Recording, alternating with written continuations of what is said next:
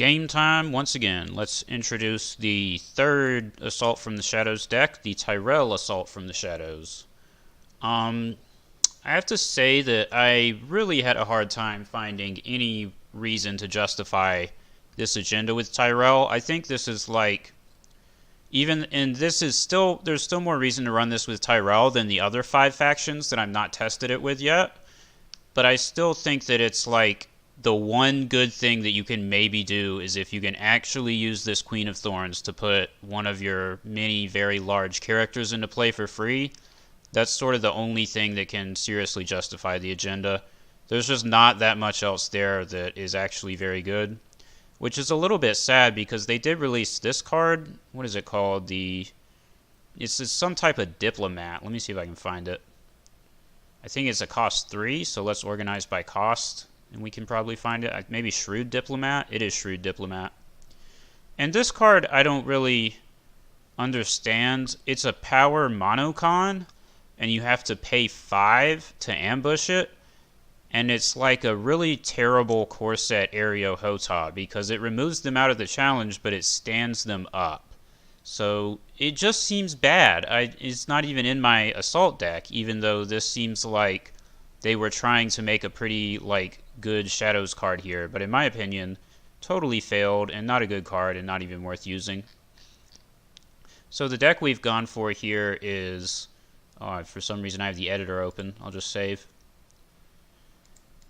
It's basically like Tyrell big guys because hopefully you can cheat them into play with the Queen of Thorns, but even if you can't, you can still just play them normally, and that's still, a Tyrell game plan. Mostly self-explanatory. I still like this Marjorie, so we're still playing her. Although knowing my luck, she will get milked. I have had multiple games where I tried to put a Renly or whatever in the Shadows with this in my opening hand, and then the Queen of Thorns immediately got milk put onto her, and then whatever card that I put in Shadows was just trapped there because I could never actually afford to pay for it normally with 6 or 7 gold. Because, once Renly's in Shadows, you can't reduce him with your Great Halls or anything. You just have to pay 7. And that's pretty unlikely. So that's the way that you can lose the game. We don't have Confiscation here to answer that. I thought that I did, and for some reason it's not in my list. And maybe it should be, but hopefully we can just get a game where that doesn't happen. I think the plot list is still fairly solid. I guess you could go for Confiscation over Noble Cause. But money is definitely also a large limiting factor.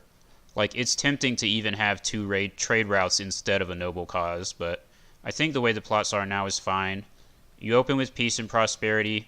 You've got your draw. You've got your economy. You've got your King in the North. We do have the first Snow of Winter. We're playing a bunch of expensive stuff, and we can put cheap dudes in Shadows if we need to.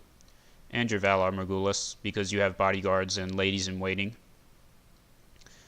The draw deck really does not have anything worth pointing out at all, except for, once again, the Shadow Queen of Thorns. She is here, and I have to say this card will do quite a lot of work if you can actually trigger her ability, but she doesn't even compare that well to the core set Queen of Thorns, the 7 cost that puts dudes into play for free, if she wins an Intrigue. It's I don't know. They can both, I guess she's a bit better than that if you can actually use her, but both of them will just get disrupted at all costs by the opponent, and I'm not sure that it's worth using this over the core set Queen of Thorns just with the Assault from the Shadows agenda. You could just do core set Queen of Thorns and Fealty, and I think it might even still be a better deck, because if she actually wins a challenge, then you're still able to get giant characters into play for free and probably win off of it. We do have the Old Town Undercity. I guess this is another Shadow Synergy card. It's nice to have around, but it's nothing too special. I will say that if you get this going with the High Tower, then you're going to draw 5 billion cards, and that's pretty nice. I don't know that it's always going to be enough to win you the game, because if you're up against Queensguard Jon Snow, doesn't matter how many cards you draw, you're just dead. But it's nice. I like it. It's got some good synergy with, what's his name, Mark Mullendor. The dream is you use this to put Renly on top of your deck. And one thing that I was tempted to do was even run Called into Service, the plot that puts the top card of your deck into play if it's a character, which is decent if you could synergize it with this to put Renly in for free. Well, not for free because you're using a 2 gold plot, but basically that would turn into a 9 gold plot that draws a card. That's pretty good, but is it really worth it at the end of the day? It's probably pretty inconsistent. It's probably bad if you don't get like exactly that combo. Probably not really worth it, just kind of a dank meme. So Old Town, Marketplaces, which enable our Courtiers and Randall. And I've got the High Tower as a restricted card.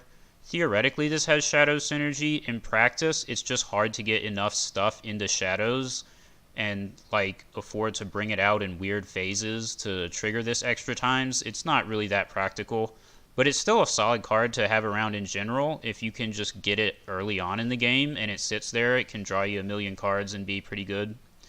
And I did have Flea Bottom originally, but Flea Bottom just feels so inconsistent because there's only a few characters in your deck that can be used with it at all. Like, it's good if you get exactly Flea Bottom, Crown of Golden Roses, and Scheming Septon all going together, and sometimes it's good with the Crown and High Garden, not High Garden Spy, High Tower Spy, all these high guys. But it's just inconsistent, and you're going to be like playing against Targ, and then they have the frickin' Myronese Marketplace that just makes it a dead card anyways. The High Tower is consistent. This, if you manage to actually marshal this, it's pretty much guaranteed to be useful, unlike Flea Bottom. So this is our restricted card, and I'm not even sure if this is correct, but that's what we've got. We're going to see what happens. Pinch of Powder, still a card that can do work and win you the game when you actually get to use it. And this is another card that does go very nicely with the Shadow Queen of Thorns because she has stealth. So then it makes it way easier to win by 5 and bounce people. Definitely have won games by using that Queen of Thorns to pinch people. That is very strong. Making sure I have the right deck list here. Yeah, it looks correct. Let's see what happens.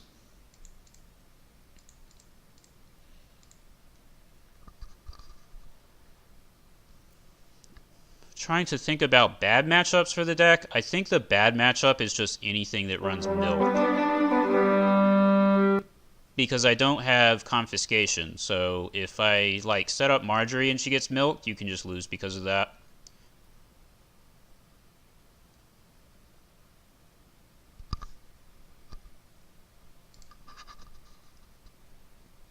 Stark Fealty, that figures. I've seen a huge uptick in Stark Fealty recently, and I think it's because somebody posted a Stark Fealty deck from the Worlds tournament that was fairly well performing, and based on the games that I've been playing, most people playing Stark Fealty online are net decking that. And I mean, it is a really good deck. It's very obnoxious to play against, and I would say that I am more than likely going to lose to it if this guy plays it properly. But it does kind of piss me off because I get bored of playing the same shit every game. I am sort of getting into a mode of the game where I feel that I am running into the same few cookie cutter decks every single game online, and that gets pretty obnoxious. It's like either Greyjoy Wars, Targ Marine, Queensguard bullshit, or this. That gets old fairly quickly. What do I set up here? Probably this guy, Bodyguard, and Septon.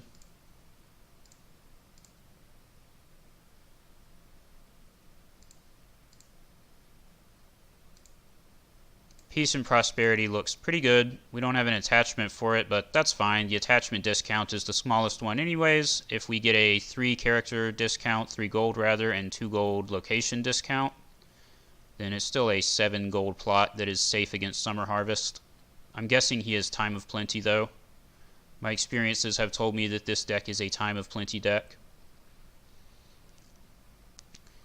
And I think I put him first, literally just because, to dodge potential negative attachments that he might have coming out onto my Queen of Thorns or something. Like, if I go second, and then I'm guaranteed to get the Queen of Thorns into play without being hit with Milk or Marriage Pact, then it's fairly likely I can get a Renly into play with her trigger, but he could still have Nightmares. Going back to my frustration with people playing cookie cutter decks online, it kind of reminds me of the time just before the Tyrell box dropped when I think at least half my games online, and it honestly felt like more than half, yep, Time of Plenty, were against Martell Wolf. And that was, in my opinion, the most miserable time to be playing Thrones, online at least. I mean, in person is always a totally different ball game. and honestly way more enjoyable. But playing against that shit every single game online got so old so fast. The Tyrell box kind of killed it because Tyrell Hightower Mace decks became a thing with like Red Door Bitterbridge and then just the Wars to Come. And those decks were like a no-win matchup for the Martell attrition because they have 5 million cards and infinite money and like a passive power win condition with Mace. One of the best houses for the agenda. I guess I'll agree with them. But yeah, for a while there, it was very boring to try to play the game at all when you would just run into that shit every other game and it would just be like, oh, dirt, ward, march to the wall, Heron Hall, I guess I lose, ward, obviously. Luckily I have a guarding caretaker, so I can avoid dying to march, I think.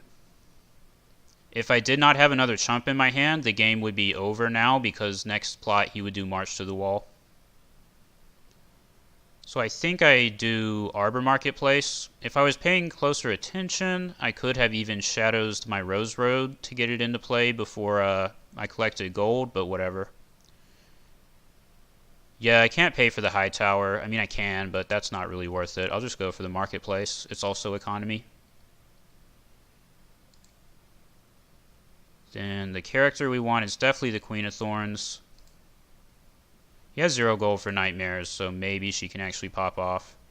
Wow, that actually stops me from playing my caretaker. That really blows. That is a situation where Peace and Prosperity screwed me. Here she came. Yes, here she comes. I mean, I guess at this point I just have to go for the Renly, even though I'm going to get marched at 1,000%. There's not much I can do about it.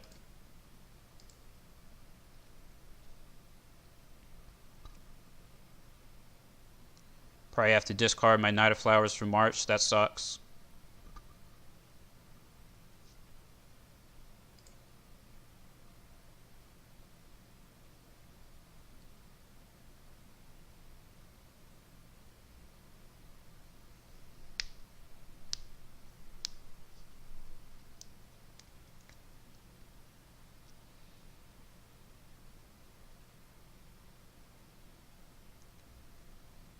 I could eat the Bodyguard here, but I probably need the Bodyguard for a later Valar Morghulis, and he has, like, military challenges are probably never going to matter against his board. He already has a duped Bran.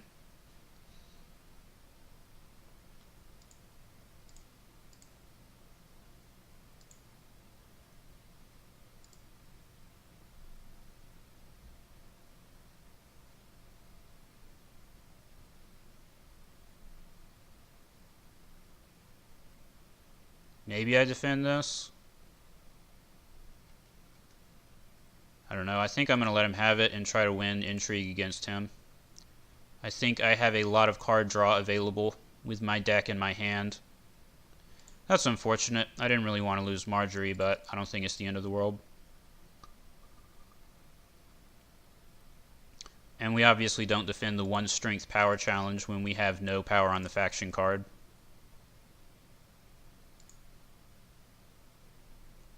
My challenges here are Intrigue. I think this is actually going to go off. I would be in a pretty great spot if not for the fact that I'm going to get March next turn. I guess Dohaeris would also be not great, but I'm not sure that this deck has Dohaeris. And I think I'd be a lot more okay with Dohaeris than Marched, to be honest. Well, no, maybe I wouldn't be, but would he have to lose stuff for Dohaeris? Yeah, he would have to lose a character too, even though it's just a chomp. I don't know, for some reason March just feels bad compared to Dohaeris. I'm not really sure if I can explain that. I think it's just a psychological thing. Oh yeah, give me that. The 3rd Bran, okay. Now it's a question of do I go for military or power? And this actually is a little bit of a question. I guess I'm going to go for the military, but I think you can make a good argument for either one. If I can get him to burn duplicates, then my eventual Valar Morghulis will matter more. And maybe he'll kill my warded Scheming Septon and not do March to the Wall. That would make me happy. Yeah, I mean, this makes his March actually matter slightly more. matter in terms of like hurting him a little bit more. I could do First Snow of Winter. That looks pretty appealing. Don't have anything in my hand that goes with Noble Cause. Could do King in the North. But I don't know that he has any triggers that are super important to shut down right now. And trade routes doesn't look great yet, so we're just going to go for First Snow. Wow, not March to the Wall. Okay. That was quite unexpected. Do I go first or second? I am a big dude's board against a small board, so I think I want him to go first. No milk, please. Marriage Pact blows, but honestly, milk might be worse. Geez, these are all really bad. Do I want to give him a Catelyn dupe? I mean, not really, but I guess he can have it. Hearttree Grove, Marriage Pact, off to Goldtown is a little bit weird. Maybe it's not a total net deck of that World's deck, but to be honest, I don't remember that list well enough to know if this is a total net deck. Like, I don't know if that deck has off to Goldtown and exchange of information and like these cards. Maybe he changed a few things. It's definitely close to that deck, and I think it is a net deck because I know that one weird thing about that deck is they have both versions of Catelyn Stark. They have 2 4-cost Catelyns and a 7-cost Catelyn. And obviously he has that exact amount of Catelyn Starks and types of Catelyn Starks. He has the 1 random 7 cost. And that would just be so weird if he didn't have like exactly, for him to have exactly that and not be net decking it. Marriage Pact on Renly kind of blows, but it's actually kind of okay because, I mean, honestly, I think I'd rather that it go on Renly than on Queen of Thorns. Because Queen of Thorns can just put more big dudes into play forever, as long as she is not interfered with. And once I marshal Marjorie, whenever that happens, then I can kill Renly. And I'm never happy to kill Renly, but I can probably live with it if it's putting, you know, Mace into play or something.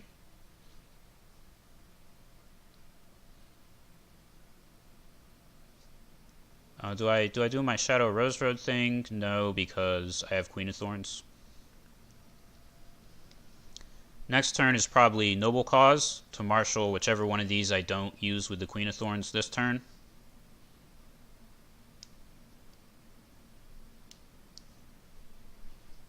I'm fairly sure that his deck has Valar Morghulis, so I also need to play with that in mind. Hoster Tully, that seems weird. But he sure will be able to collect a lot of power with it. Good thing I have First Snow, which would really punish that. Alright, let's get this going. So I think I'm going to get Randall into Shadows. I would rather have Randall die to Valar Morghulis than Marjorie. And I think if I get this Randall into play, it will cause him to use Valar Morghulis. Which is like, I might not even want to do that. I guess I screwed up by not playing the High Tower before my Caretaker.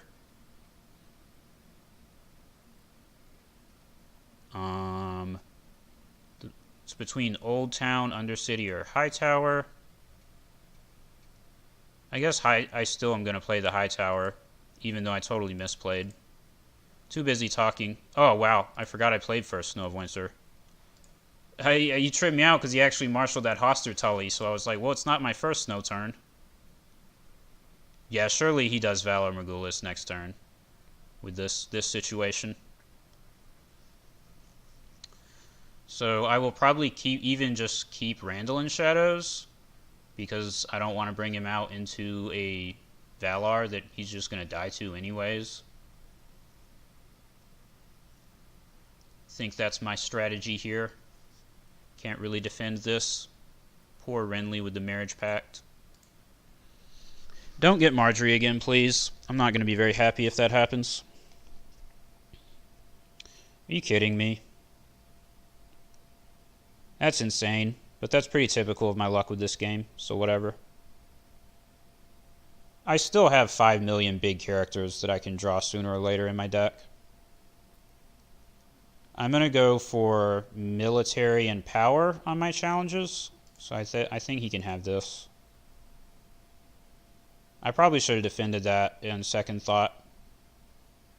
because I think I'm at an advantage in a slower game, but oh well.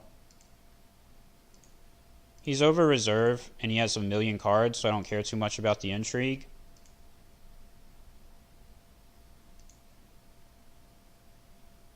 Man, do we just do it? Like, I'm never getting Marjorie at this point. 2 of them have already been discarded.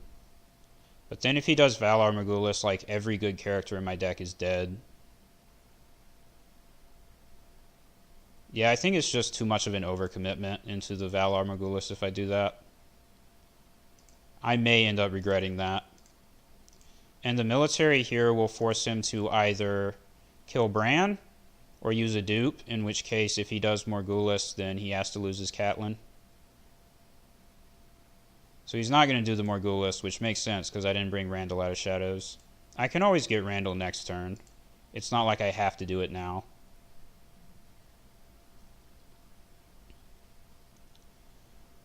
This turn is probably the King of the North for me. Him using the Catelyn dupe tells me that he will not flip Valar Morghulis, so I should have a king in play. Maybe he has Dohaeris. That would make me pretty sad. That's fine.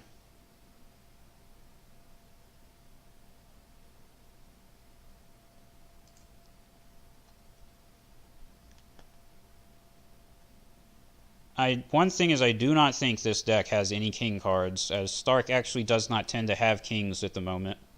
One of their weaknesses.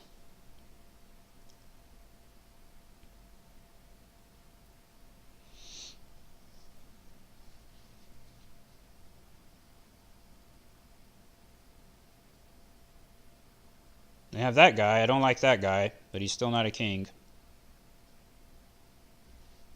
We have prevented him from marshalling Wyman for this turn, so hopefully...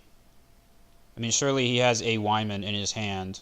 That'll probably come out next turn. Hopefully it will not have a save, and I can do a Valar Morghulis, because that's really hard to deal with otherwise. Come on, Marjorie. Bodyguard is still really good. Set up the eventual Valar. I think I want a courtier because I have a marketplace. How am I going to do this? Maybe we just get our locations going and just get like all the locations ready. I think I like that. I don't think I'm going to Valar next turn, so I don't think I need the bodyguard yet. Yeah, it's definitely not worth Valaring given what he has. I do want the courtier, and then I have one for the bodyguard. Or I could save for the Hightower Spy, but the Hightower Spy is not good without Randall in play anyways. So let's just get the courtier. And I guess we'll bodyguard the character that does not have a marriage pact on it. Now that I have 2 bodyguards, I would be in pretty good shape even if he did Valar against me. So I'm going to bring out Randall if I'm able to with Queen of Thorns.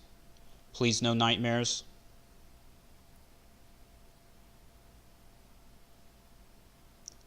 And I definitely think I'm in a good position if I can get that Randall in. Let's see what happens. Okay. I think I can actually defend this with... Yeah, I think I could exactly defend it. Oh no, because the Catelyn blocks my Arbor Marketplace, so let's just chump block. It's not threatening a pinch of powder or anything like that.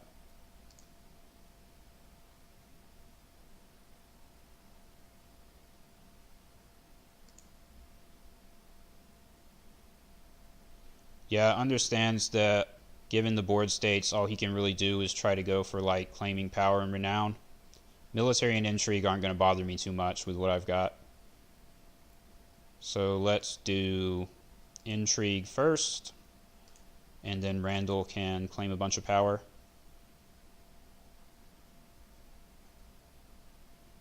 And I could even stand her with the courtier, but I'll probably use the stand on Knight of Flowers to get super renown rush and really force him to Valar. At which point, I think he's still pretty screwed.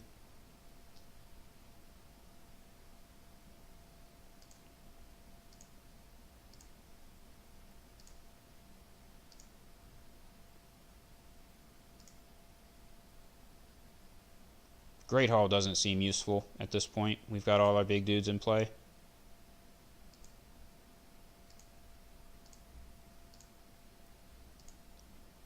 I guess I only have one strength buff activator, so I do have to choose between Knight of Flowers or Randall. I'll choose Knight of Flowers because he has the bodyguard.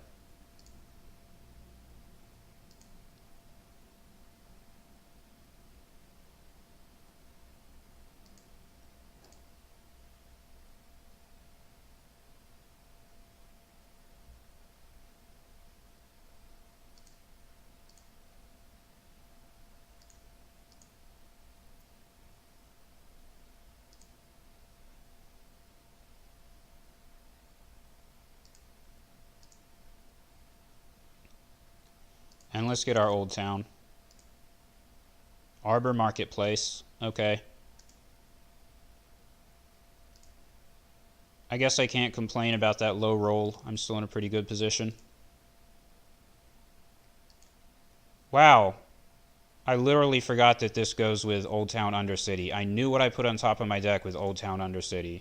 And I just totally forgot and derped and friggin' clicked whatever I clicked that was wrong. I think the odds that he doesn't... I think this is Valor Morghulis 100%. I mean, it just has to be. So let's do trade routes. Oh, he does have Dohaeris. Well, I still played the right plot. Interesting. What do we keep?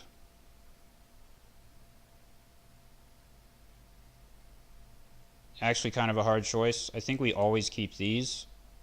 And then it's just like, which big character? Probably Randall, because we have another marketplace. But I don't like losing 4 power. What if I keep... I'm keeping a courtier, right? So I think it's fine to keep this.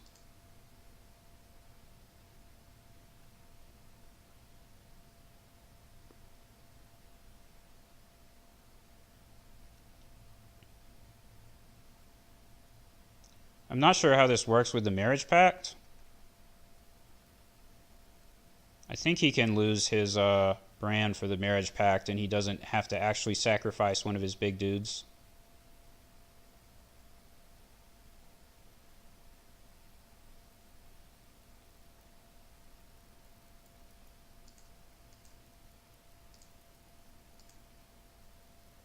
Yeah, brand's still in play, so he should be able to lose that. That feels bad. Pretty typical marriage pact synergy there. You never have to actually lose a character for it. It works the same way with Valor Morghulis. I think I still have to be favored because I have a billion gold and a lot more stuff to play out. Queen of Thorns actually would have been reasonable to keep if I had known I was going to draw another 6 cost, but no way I could know that.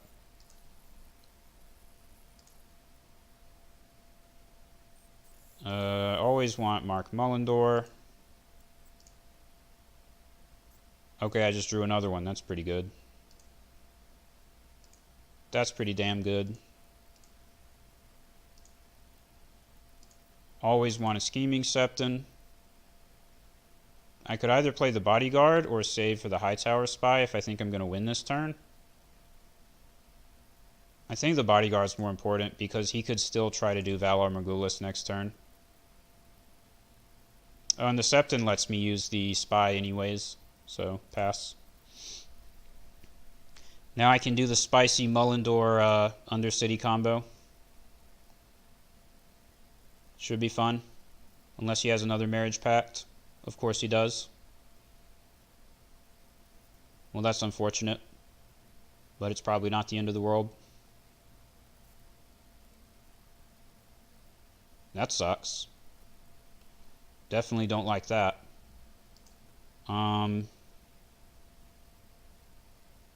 we're not going to be able to use our Undercity, so let's just go for a Mullendor challenge.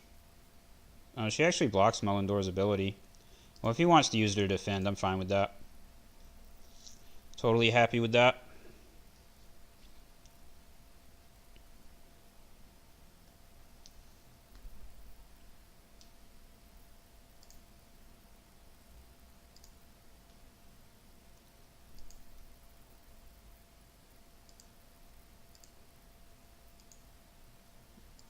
I don't think this military actually matters. I probably should have done power there.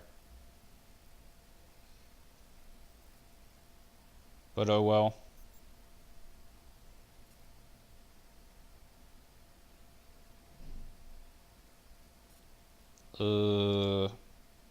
Stand them up.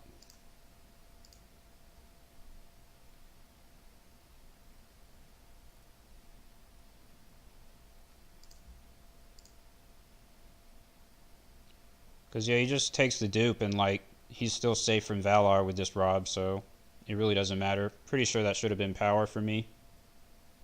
I can still do a power if I want. I don't know that I want to. Sure, let's do it. He has to defend it now, doesn't he? So this actually worked out pretty well. And now if I just get the Hightower spy buff, I can just win. Actually, I think he's totally screwed. Yeah, I don't even need a buff. There's nothing he can do. Wow. Okay, I win. GG.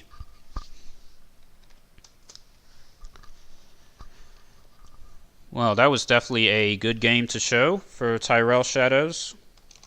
We got the extremely derp Queen of Thorns get stuff into play for free.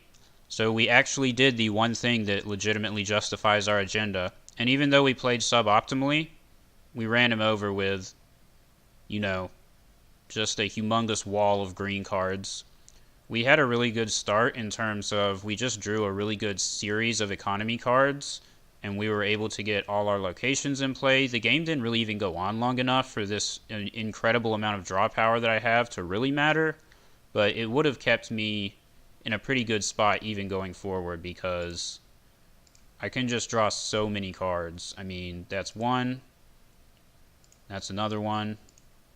Now I can see what's on top of my deck. It's a Highgarden Courtier. Oh, I already used Old Town. But you get the idea. I mean, you can just draw so much, it's pretty ridiculous. And if you actually start, getting to where you can bring the Septons out of Shadows instead of marshalling them, then you can get even more draw with the Old Town Undercity. So yeah, that's Tyrell Shadows. I guess we wrecked them. Always feels good to beat a net decker. I've played against this Machany guy quite a bit online. It's definitely a name I recognize. And it's not like... I don't feel like this guy has always played derp decks. I don't know. But he definitely net decked this, so get wrecked scrubs, so to speak.